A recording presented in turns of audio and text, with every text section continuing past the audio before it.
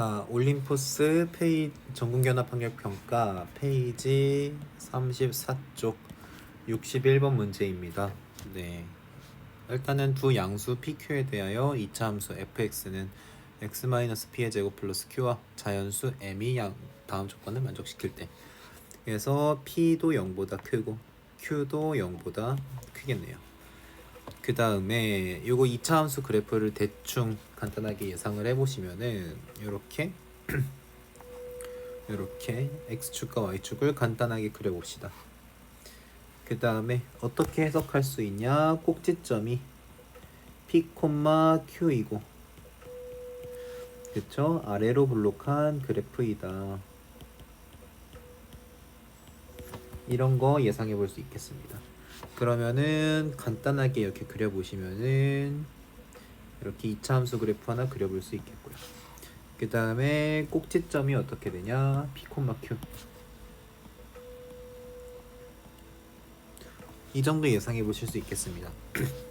그래서 문제 어떻게 풀 건지 미리 말씀을 드리자면은 요 2차 함수의 그래프 있잖아요. 잠시만요. 이 2차 함수의 그래프를 이렇게 좌우로 옮겨가면서 m이 자연수가 되도록 하는 그런 n값을 구하면 되는 문제입니다. 그래서 가조건 같은 경우에는 0보다 크거나 같고 x가 3보다 작거나 같을 때, 그때 fx의 최소값은 스몰 m이고 그 다음에 최대값은 m 플러스 4이다, 이런 이야기가 있습니다. 그리고 두 번째 같은 경우에는 0보다 크거나 같고 x가 그 다음에 5보다 작거나 같을 때, 그때 최소값은 스몰 m, 그 다음에 최대값은 4m이다. 이런 이야기 해볼 수 있겠습니다. 자, 그러면 일단은 첫 번째로 요 꼭지점 있잖아요. 이 꼭지점이 존재 가능한 범위를 찾아보셔야 해요. 그래서 존재 가능한 범위가 어떻게 되느냐, 일단은 이렇게 하나 줄여볼 수 있겠습니다. 만약에 여기 x는 5를 기점으로 p가 5보다 크거나 같다 라고 한다면 어떻게 되냐면요, 그러면 이쯤에 있겠죠. 그 다음에 조금만 그래프를 완만하게 그려보겠습니다. 네, 좀 더 확대해 봤다고 쳤을 때, 자, 어떤 모순이 발생하게 되느냐, 자, x가 5가 이렇게 있고요. 그 다음에 x는 3, 요쯤으로 그려봅시다.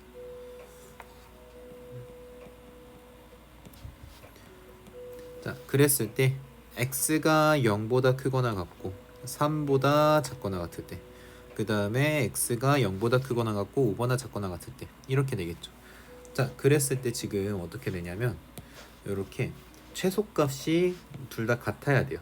둘 다 같아야 되는데, 만약에 x가 5보다 크거나 같다 그래가지고 꼭지점이 이렇게 밖에 존재하게 되면은 이때, 자, 첫 번째 0보다 크거나 같고 3보다 작거나 같을 때, 그때 최소값 m이 여기, 그 다음에 0보다 크거나 같고 5보다 작거나 같을 때, 그때 최소값이 여기.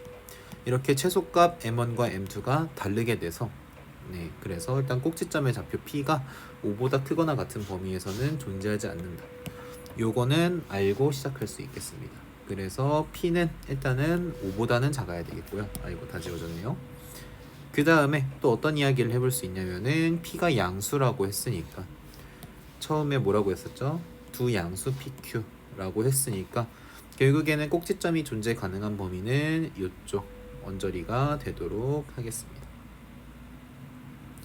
자, 그래서 문제를 다시 생각을 해보시면은 결국에는 얘네들이 이렇게 왔다 갔다 하면서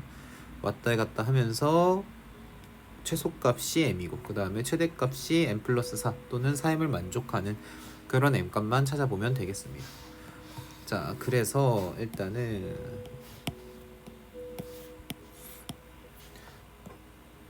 여기에서 한번 찾아보도록 하겠습니다. x가 3일 때 요거 기준은 그대로 갖고 보시고요. 그 다음에 만약에 0보다 크거나 같고 3보다 작거나 같을 때, 그러면 이제 어떤 문제가 생기냐, 요렇게 그래프를 좀 더 다시 급하게 그려보겠습니다. 다시 이런 경사 있는 그래프를 그려보시고,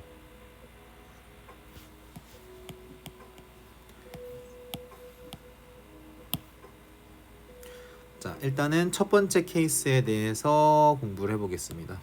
첫 번째 케이스, 이렇게 꼭지점에서 x좌표가 낮은 경우, 이 경우에 대해서는 자, 이 경우에 대해서 분석을 해보시면 어떻게 되냐? 최소값은 m이고, 그러니까 자, x좌표가 p일 때, 그때 꼭지점의 좌표가 q가 되는데요. 그때 그 최소값이 p, m이 되고, 자, 그 다음에 최대값이 m 플러스 4이다. 언제? x가 0보다 크고 3보다 작거나 같을 때. 자, 이 경우에 대해서 분석을 해보시면요. 좀 더 이렇게 그려볼까요? 네, 이 경우에 대해서 분석을 해보시면은 자, 최소값은 이때 스몰 m을 갖는 게 맞고 최대값은 이때 m 플러스 4를 갖게 되겠네요. 즉 언제라고 분류할 수 있냐면은 f3이 최대값 m 플러스 4를 가질 때, 이 경우에 대해서 공부를 해보겠습니다. 즉 이게 어떻게 보냐면은 f0보다 클 때.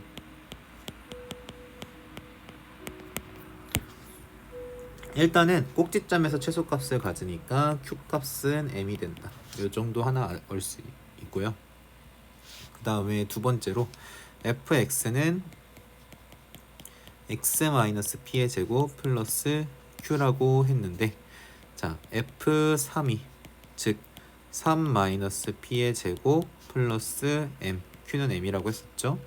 그쵸? 이게 m 플러스 4이다.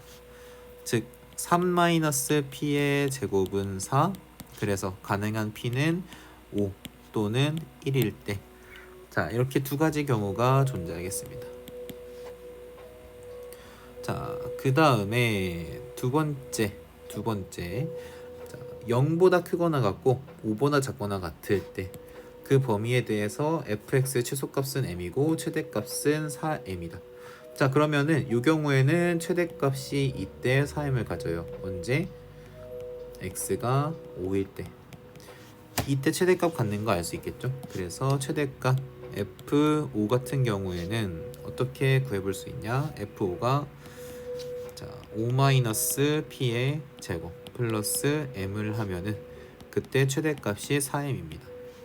즉 5-p의 제곱이 3m이니까, 그래서 자, p가 5 또는 1이라고 했잖아요. 그쵸? p가 5 또는 1이라고 했으니까 이때 각각 가능한 n값은 뭐가 되냐? m은 0 또는 3분의 16, 이렇게 두 가지 경우가 나오겠습니다. 자, 문제에서 뭐라고 주어졌냐면은 m이 자연수라고 했어요. 근데 지금 구한 m값 같은 경우에는 0 또는 이렇게 유리수꼴로 나오겠죠. 그래서 자, 어떤 경우는 불가능한 거냐? 요렇게 2차 함수 그래프가 있는데 f3 값이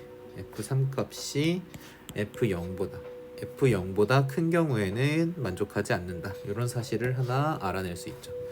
자, 그러면 두 번째 경우에는 이제 어떤 거를 분석을 해볼 수 있냐? 자, 이렇게 그래프가 있는데 이번에는 조금 얘를 오른쪽으로 평행 이동 시켜 보겠습니다. 자, 그래서 어떻게 되느냐? 요 p, q 꼭지점의 좌표는 p, m 그대로 가고요. 이번에는 어떤 경우가 있겠냐면은 이렇게 f0의 값이 f3의 값보다 큰 경우에 대해서 한번 해보도록 하겠습니다.